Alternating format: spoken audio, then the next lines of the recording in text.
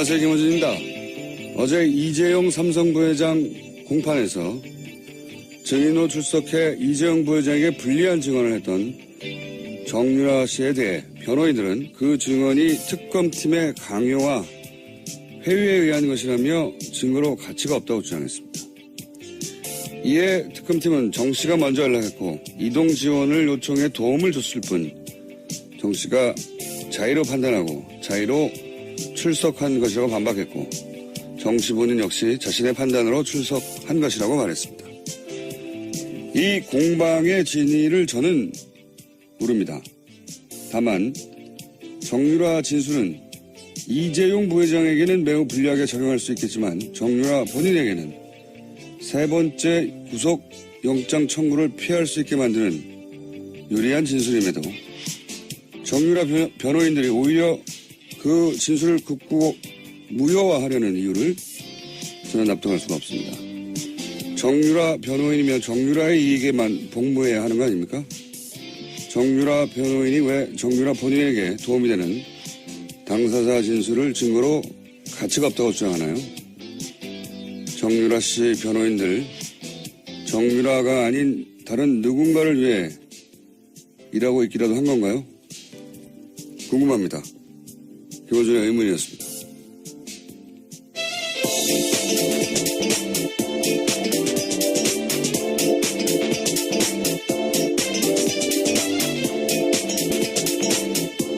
시사인의 김은지입니다. 자, 오늘 게스트가 많습니다. 빨리빨리 갑시다. 네, 빨리 하시죠. 첫 뉴스가? 예, 어제 조대엽 고용노동부 장관 후보자 자진 사퇴 발표하기 전에 임종석 대통령 비서실장이 국민의당을 찾았습니다. 유감 표명을 한 건데요. 국민의당은 임 실장의 발언을 청와대 사과로 받아들이고 추경안 심사와 정부조직법 처리 등 국회 의사일정에 참여하기로 결정했습니다. 국민의당도 이제 이 시점쯤에는 참여해야 하는데 면을 세워달라는 거죠. 예. 그래서 비서실장이 이 정도면 되겠어 하고 제스처를 취해준 거고. 예. 이 패키지들 사이에 조대엽 고용노동부 장관 후보자 사태도 포함된 것으로 보이고 또 관련해서 이제 추미애 대표를 두고도 말이 많죠. 이 과정 중에. 네, 어제 속칭 대리사과 논란이 있었습니다. 사과를 했다, 사과가 아니다, 뭐 추 대표하고 청와대하고 뭐 관계가 나빠졌다, 등등 나오는데 이게 기본적으로 저는 이게 내부에서도 당 내부에서도 말이 많다니. 제가 보기에는 후천성 야당 증후군이라고 있어요. 뭐 그런 거 일종인데 야당을 오래 하다 보면은 일단 자기가 옳은 말을 해요. 분명히 옳은 말인데 상대가 세게 나오잖아요. 흠칫! 이게 역풍문화, 역풍 민감성 피부가 되거든요. 야당을 오래 하면. 그래서 지대 역풍에 불까봐 혹은 반발에 심하면 목소리가 잦아들면서 내부에서 거봐 왜 그랬어 그렇게 세게 말했어 나중에 해도 되잖아 타이밍이 안 맞잖아 뭐 맞는 말도 표현이 좋아야지 뭐 이런 얘기를 하기 시작해요. 내 맞는 난의 증후군이라고 유사한데 이게 왜냐하면 하도 종편을 비롯해서 편들어주는 언론도 없고 어두 터지다 보니까 여당 지금 현 여당은 이 10년 정도 야당하면서 이 증후군의 뿌리가 깊어요. 치유가 필요하다 제가 보기엔. 왜냐하면 당청 투트랙은 전략적으로 제가 보기엔 좋거든요. 이쪽에서는 아니 저쪽이 잘못했는데 공격하는 쪽도 있어야죠. 제가 보기엔 문제가 없는데 이런 증후군을 겪지 않는 분들도 있어요. 대단히 뻔뻔한 강한 멘탈의 소유자들이 있습니다. 야당할 때 필요한 자세인데 제가 보는 그분들 중에 국민의당에 계신 분들이 많아요. 강한 멘탈의 소유자들. 세게 나오니까. 제가 보기엔 아무 문제가 없는 것을 후천성 야당 증후군을 겪고 있는 분들이 많다. 치유가 필요하다. 저는 그렇게 봅니다. 자, 다음 뉴스는요. 네, 그래서 정부 여당은 오늘부터 추경안 심사에 본격 착수합니다. 오늘 18일 본회의 처리 방침을 세웠는데요. 이와 함께 헌법재판소장 후보자, 인사청문특별위원회도 김희수 후보자 인사청문 보고서 채택 여부를 논의할 계획입니다. 그렇군요. 근데 지금 사람들이 이제 인사청문회에 관심이 훅 떨어졌어요. 예. 강경화, 김상조 두 분 인사청문회 때 피크에 올랐었는데 저런 정도의 사람들도 문제 삼았는데 나머지도 그냥 시비가 거는 거겠지 하는 그런 접어버리는 관심을 선택과 집중을 했어야 되는데 야당이 인사청문회 앞으로 큰 화제가 안 될 것 같습니다. 문제가 있는 분들이 나올 수도 있지만 큰 화제는 안 될 것 같아요. 전국을 흔들 정도. 네, 남은 인사청문회 일정도 사실 몇 개 없습니다. 하나 있고요. 또 정부조직법 통과되면 중소기업 벤처부 관련된 인사청문회가 있을 예정입니다. 네. 자, 다음 순요. 네, 서울남부지검 공안부가 이용주 국민의당 의원 김한무개 보좌관의 휴대전화를 압수해서 분석 중이라고 밝혔습니다. 남부지검 관계자는 김 보좌관은 공명선거 추진단에서 일한 사람이다라고 밝히고 있는데요. 김 보좌관은 지난 5월 4일 이용주 의원실에서 이준서 전 최고위원, 공명선거 추진단 김성호 수석부단장, 김인원 부단장 등이 이유미 씨가 조작한 제보의 공개 여부를 검토할 때 함께 있었던 사람입니다. 검찰은 이르면 오늘 김성호 전 수석부단장과 김인원 부단장도 소환 조사할 예정이고요. 오늘 이유미 씨는 구속 기소될 방침입니다. 이게 이제 검찰 수사를 통해서 현재까지 언론 보도로 밝혀졌다고 알려진 거는 이준서 전 최고위원이 이유미 씨가 기자회견 다음 날에 사실상 제보자가 없다고 하는 문자를 보냈는데 그 문자를 지워버렸다는 거잖아요. 예, 지워버렸다는 사실을 밝혀낸 거죠. 제보자가 없다는 문자를 보냈고 그 문자를 받은 거예요? 네, 그와 관련해서는 검찰에서는 확인이 어렵다라고 이야기를 하고 있긴 한데요. 머니투데이가 보도했습니다. 아마 뭐 속칭 빨대를 통해서 얻은 정보겠죠. 검찰 내. 그럼 어떻게 대응하는 게 정상이냐? 제보자가 없다고 하니까 기자회견을 해버렸는데 이미 대대적으로 깜짝 놀라서 이유미 씨에게 정말 제보자가 없냐고 본인이 몰랐다면 되물었어야 되죠. 그렇지 않습니까? 그런 대화가 없잖아요. 의심을 가질 수 있는 대목이고요. 예. 그리고 검찰이 이제 그 문자가 정말 삭제됐다고 파악이 됐다면 삭제됐다 제보자가 사실상 없다라는 문자를 받고 나서 그 다음에 또다시 추가적으로 기자회견을 했단 말이죠. 그때는 복수의 관계자, 뭐 전화 통화도 했다 등등의 표현이 나오는데 사실이 아닌 거죠. 네, 허위 사실을 인지했다라고 검찰은 판단하고 있는 거죠. 여기서 이제 남은 것은 그 말을 그러면 이준서 최고가 사실상 제보자가 없다고 말했는데도 불구하고 더 세게 나간 것인지 아니면 도대체 어떻게 사실상 제보자가 없다는 문자를 보냈는데도 더 센 기자회견이 추가로 나갔느냐. 논리적으로 다음 질문은 그거죠. 예. 그걸 밝히려고 하겠죠. 자, 이건 여기까지 하고요. 다음 뉴스는요. 네, 이런 가운데 국민의당은 문준용 씨의 특혜 취업 의혹을 수사하자면서 특검법을 발의했습니다. 문준용 씨 취업 관련 특검법안에는 국민의당 의원 40명 전원이 이름을 올렸습니다. 말씀드렸잖아요. 예. 이게 발의될 리가 없다고. 법적으로도 그렇고. 예.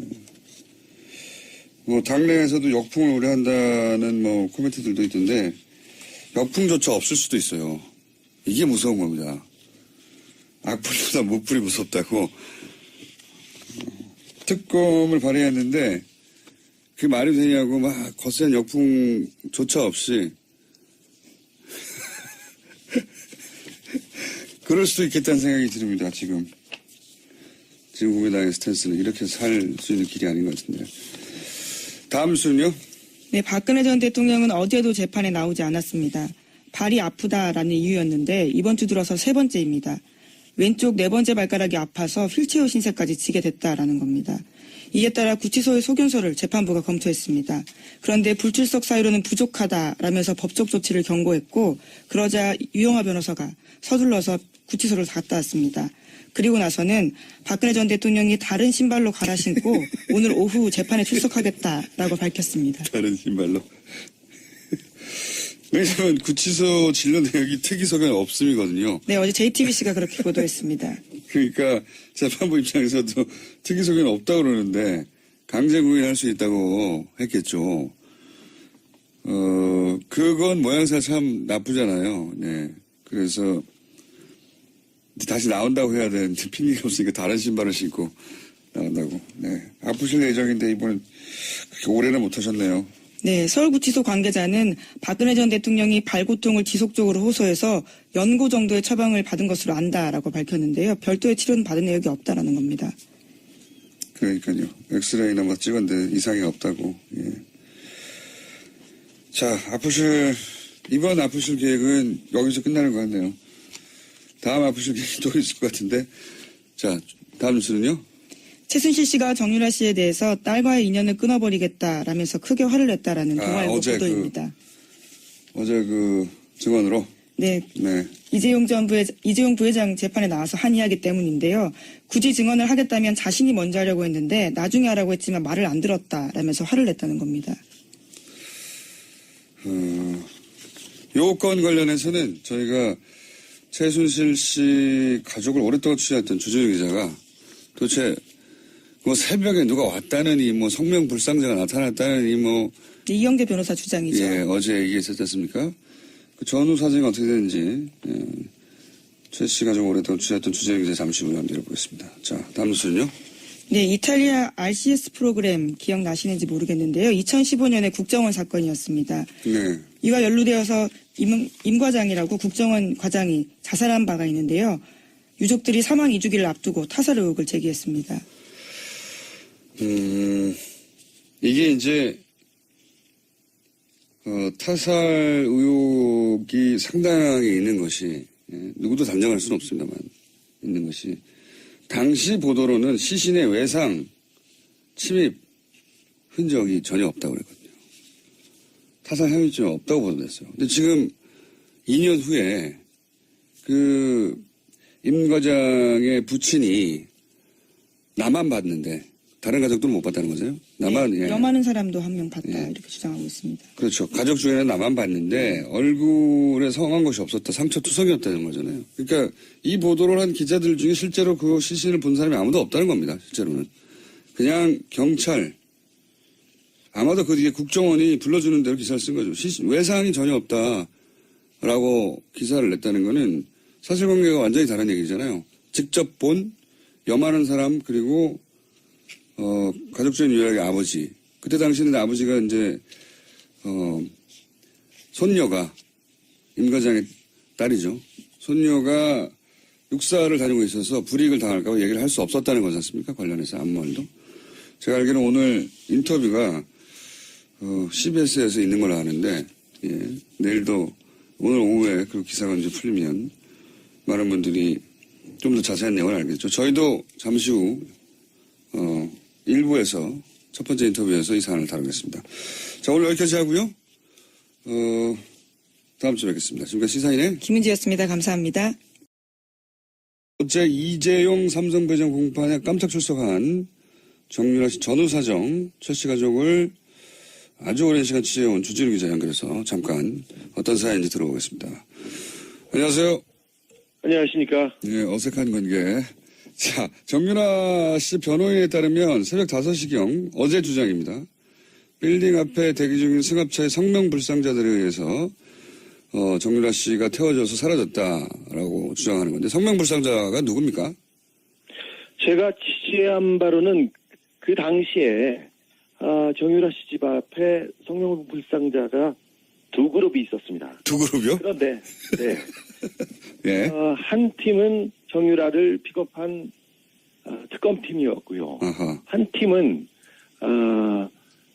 한 팀, 그러니까 변호인들이 건장한 사내들이라고 주장했던 사람들은 정유라를 막으려고 누군가가 보냈던 사람들이었습니다. 어허, 두 팀이었다. 그러면 일단 첫 번째 그룹 특검 관계자들은 왜 그 시간에 정유라를 픽업한 겁니까? 정유라가 그날 새벽 2시에 그 특검 측으로 전화를 걸어와서 자기가 재판에 출석하겠다, 도와달라, 데려가달라고 요청했습니다. 그래서 그 앞에 태우러 간 거죠. 일종의 신변보호를 요청했다. 예. 그러면 나머지 정유라 출석을 막으려고 했던 그룹은 누가 보낸 건가요? 그건 그 정유라 주변 에서도 그건 의견이 좀 분분합니다. 정유라의 출석을 막는 게 도움이 된다고 하는 측이 이재용 삼성 그 부회장 측이 있었고요. 박근혜 대통령 측이 있었을 수도 있고요. 아니면 변호인단에서 막았을 수도 있고요. 어머니나 그 정윤혜 씨 쪽에서 보낼 수도 있고요. 얘기가 많습니다. 어쨌든 막으려는 그룹이 있긴 있었다. 네, 그렇습니다. 그러면 특검팀이 먼저 도착을 했기 때문에 정유라 씨를 픽업할 수 있었던 겁니까? 그렇기도 한데 워낙 정광석화처럼 나오자마자 태우고 가서요. 그걸 지켜만 보고 있었다고 아하. 그렇게 얘기하는 사람이 있고요. 아니면 간발의 차이로 늦게 도착했다고 이렇게 얘기하는 사람이 있습니다. 두 그룹이 소화가 네. 두 그룹 있었던 건 분명하네요. 그러면 예. 막으려고 했던. 근데 그 막으려고 했던 팀을 누가 보냈는지 모르겠으나 새벽 2시에 특검팀이 연락을 해서 정유라가 출석하고 싶다고 자신을 픽업해달라고 일종의 신변보호 요청을 했고, 네. 그래서 특검팀이 달려갔고, 거의 뭐 같은 시간 혹은 뭐 약간 늦게 다른 한 팀이 그걸 막으려고 달려왔는데 막지 못했다. 결과적으로는. 그렇습니다. 정유라는 자신을 막으려고 새벽 5시에 건장한 청년들이 온다는 걸 알고 있었습니다. 그래서 2시에 전화를 했고요. 그래서 서둘러서 그 전에 빠져나가려고 노력했습니다. 스펙타클하네요. 예. 그러면 특검팀이 정유라에게 출석을 회유하거나 압박한다고 변호인들은 주장하는데 특검팀이 출석을 회유하거나 압박한 것으로 취재가 됐나요? 아니요. 정유라 씨 성격상 누가 압박하고 회유한다고 해서 그 말을 듣거나 거기에 따라가지 않습니다. 굉장히 강직한 성격을 가지고 있어요. 네. 그게 최 씨 집안, 특별히 최태민, 최순실 씨의 그 성격과도 좀 통합니다. 그래서 그 정유라 씨 주변 사람들이 역시 좀 다르다 이렇게 얘기합니다. 그렇군요. 네. 자기 판단과 자기 이익에 따라서 행동하지 누가 이래라 저래라 한다고 듣지 않는다. 네, 그렇습니다. 최 씨 집안에서도 특별히 이거는 최태민, 최순실, 정유라한테만 포착되는 그런 현상들입니다. 굉장히 큰 특징이다. 다른 사람들은 최순실 말, 정유라 말이 굉장히 중요한 영향을 미칩니다. 그 집안에서 그렇군요. 근데 예. 정유라 씨는 왜 갑자기 변심을 한 겁니까? 사실 정유라 씨가 진술을 하기로 마음을 먹은 것은 좀 오래됐습니다. 그리고 법원에서 얘기한 게 검찰에서 이미 다 진술한 내용이었고요.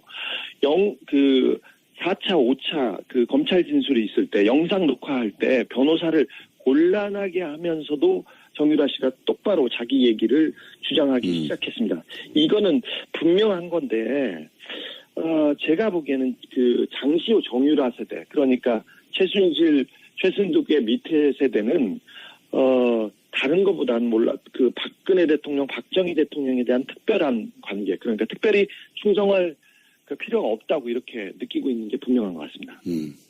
그러니까 3세대는 좀 다른 것 같아요. 행동 양태가. 네, 그렇습니다. 그러니까 자기 진술이 이재용 부회장 혹은 박근혜 전 대통령에게 불리하게 작용할 걸 알면서도 했다는 거죠, 이게. 분명하게. 정확히 알고 있습니다. 그래서 막았고요. 그럼에도 불구하고 정유라는 나가야 된다고 자기가 돌파한 거죠. 그래서 어찌 보면 정유라는 자신의 변호인들이 자기보다는 박근혜 대통령, 특별히 또 이재용 부회장을 위해서 움직이고 있다는 것을 정확하게 알고 있었어요. 그럼에도 불구하고 자신의 진술이 그들한테 불리하게 반영될 건 알면서도 정유라가 정확하게 지금 자기 얘기를 하고 있는 겁니다. 의미를 알고 얘기하고 있는 거다. 근데 그렇죠. 그 중에서 이제 모친 최순실에게도 불리하게 작용할 진술이 있는데 네. 이건 어떻게 이해해야 됩니까? 최순실 그러니까 특별히 엄마한테도 불리하게 작용한다는 걸 정확하게 알고 있습니다. 정유라는. 하지만 정유라와 최순실 관계를 일반적인 가족, 일반적인 모녀 관계하고는 조금 달리 보는 게 맞습니다.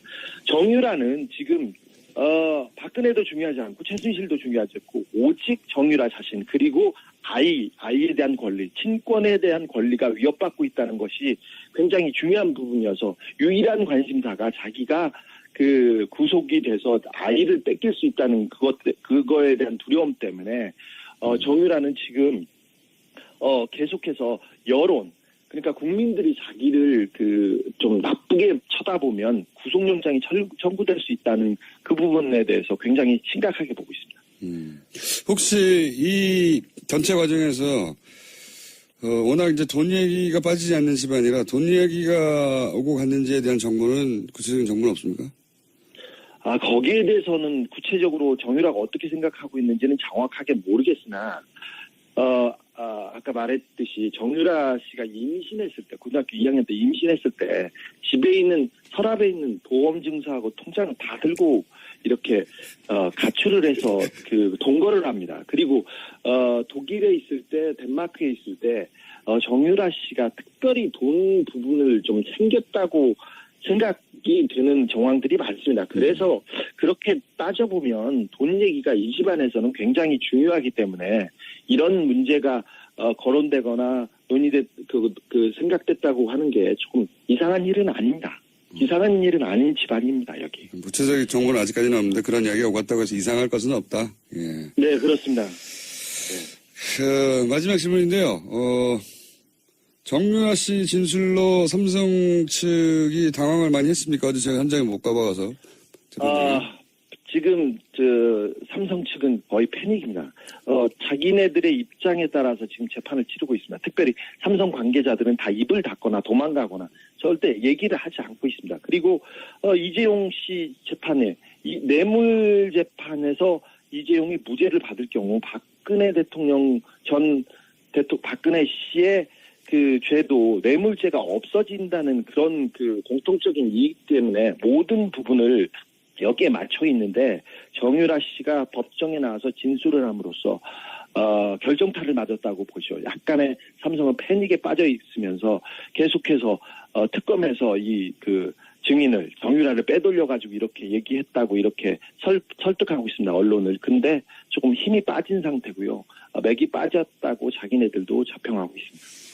알겠습니다. 오늘 여기까지 하고요. 자, 계속 시작 부탁드립니다. 감사합니다. 네. 지금까지 시사인의 어색한 주진에게였습니다. 안녕하세요. 김호준입니다. 어제 이재용 삼성 부회장 공판에서 증인으로 출석해 이재용 부회장에게 불리한 증언을 했던 정유라 씨에 대해 변호인들은 그 증언이 특검팀의 강요와 회유에 의한 것이라며 증거로 가치가 없다고 주장했습니다.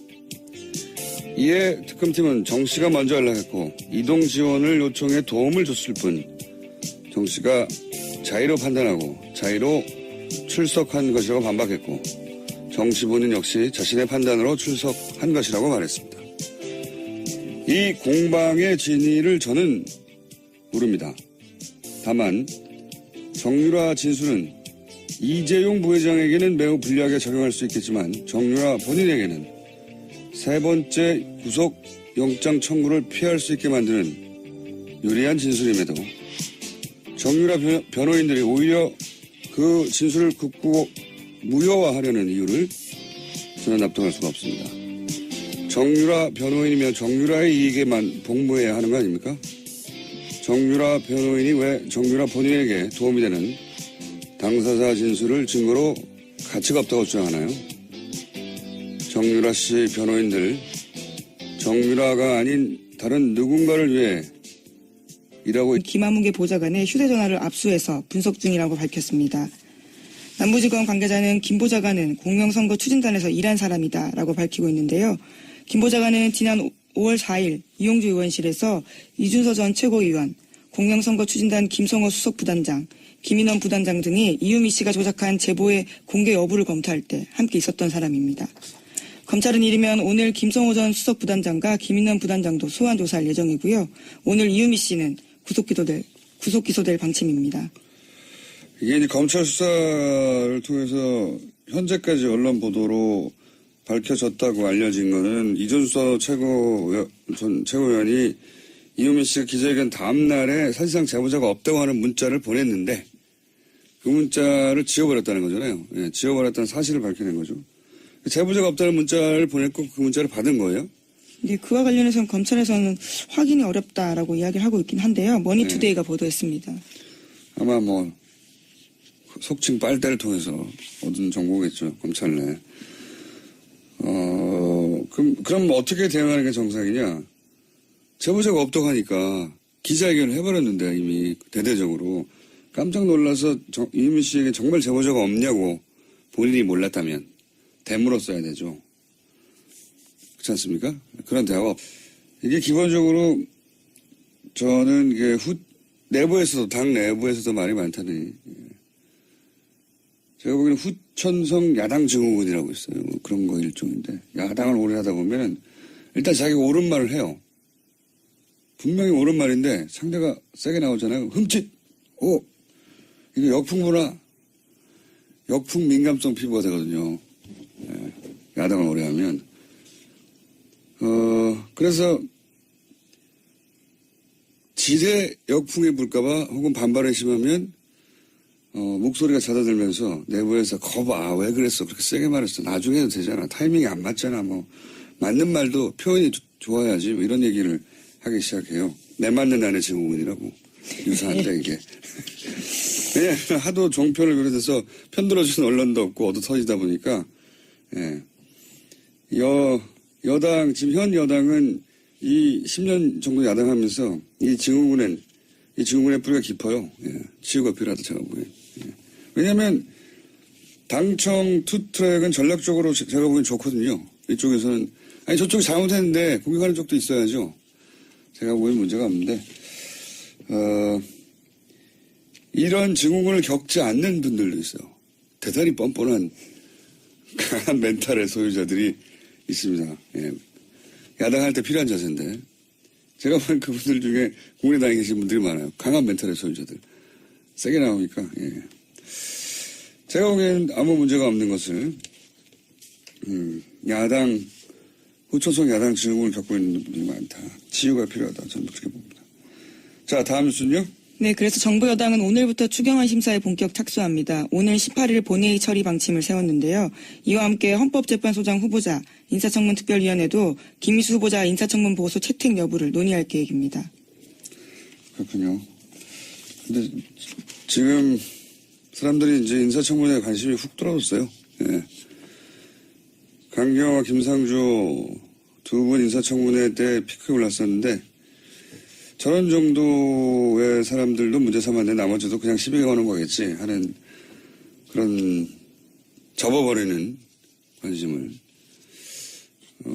선택과 집중을 했어야 되는데 야당이 인사청문회 앞으로 큰 화제가 안 될 것 같습니다. 문제가 있는 분들이 나올 수도 있지만 큰 화제는 안 될 것 같아요. 전국을 흔들 정도. 네, 남은 인사청문회 일정도 사실 몇 개 없습니다. 하나 있고요. 또 정부조직법 통과되면 중소기업 벤처부 관련된 인사청문회가 있을 예정입니다. 자, 다음 뉴스는요? 네, 서울남부지검 공안부가 이용주 국민의당 의원 이렇게라도 한 건가요? 궁금합니다. 김어준의 의문이었습니다.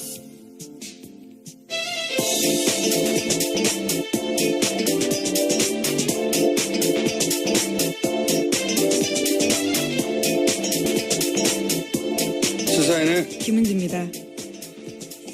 자, 오늘 게스트가 많습니다. 빨리빨리 갑시다. 네, 빨리 하시죠. 첫 뉴스가? 예, 어제 조대엽 고용노동부 장관 후보자 자진 사퇴 발표하기 전에 임종석 대통령 비서실장이 국민의당을 찾았습니다. 유감 표명을 한 건데요. 국민의당은 임 실장의 발언을 청와대 사과로 받아들이고 추경안 심사와 정부조직법 처리 등 국회 의사일정에 참여하기로 결정했습니다. 국민의당도 이제 이 시점쯤에는 참여해야 하는데 면을 세워달라는 거죠. 그래서 비서실장이 이 정도면 되겠어 하고 제스처를 취해준 거고. 이 패키지들 사이에 조대엽 고용노동부 장관 후보자 사태도 포함된 것으로 보이고 또 관련해서 이제 추미애 대표를 두고도 말이 많죠. 이 과정 중에. 네, 어제 속칭 대리사과 논란이 있었습니다. 사과를 했다, 사과가 아니다, 뭐 추 대표하고 청와대하고 뭐 관계가 나빠졌다, 등등 나오는데